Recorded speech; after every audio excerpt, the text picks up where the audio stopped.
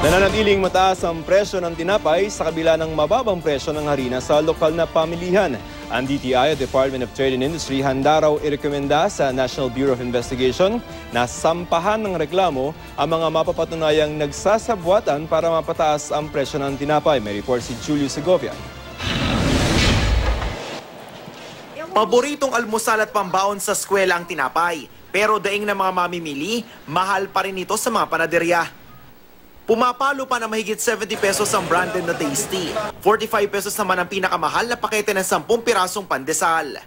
Kung DTI ang tatanungin, halos 2 piso pa ang pwedeng bawas presyo sa loaf ng Tasty. Aabot naman sa 70 sentimos sa kada pack ng pandesal.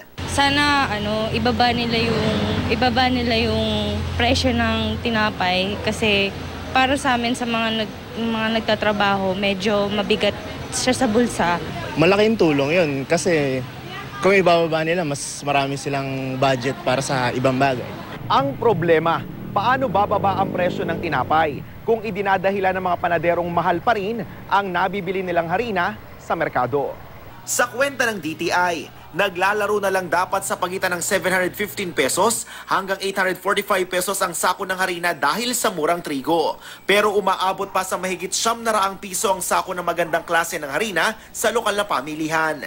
Nakapagtataka ring may ilang flour miller namang nakapagbebenta ng 700 pesos kada sako. Lumakas tuloy ang hinala ng DTI na posibleng may sabwatan sa pagitan ng mga panadero at mga flour miller. Kaya handa raw silang irekomenda sa NBI na sampahan ang mga ito ng mga reklamong profiteering at collusion. Nagpapatunay ng aming suspetsya na meron pong nagsasabwatan o nakikinabang sa malaking pagbaba ng presyo ng trigo. Alam naman po lahat ng mga negosyante na dapat bumaba ang harina at dapat din bumaba ang tinapay.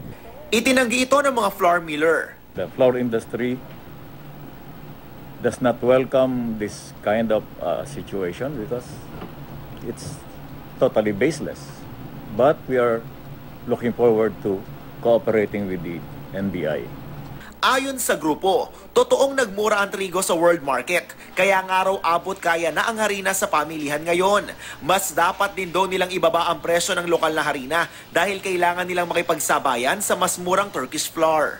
There are now 750 peso flour locally milled per bag. Yet there are those that sell at around 900 because there is a range of prices as there is a range of products. Ang mga panadero, wala pang tugon sa suspetsya ng DTI.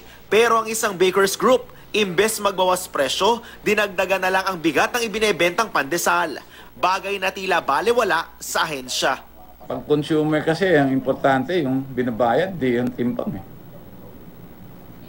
It's the same price o mahal pa rin sa kanya. Julio Segovia, GMA News.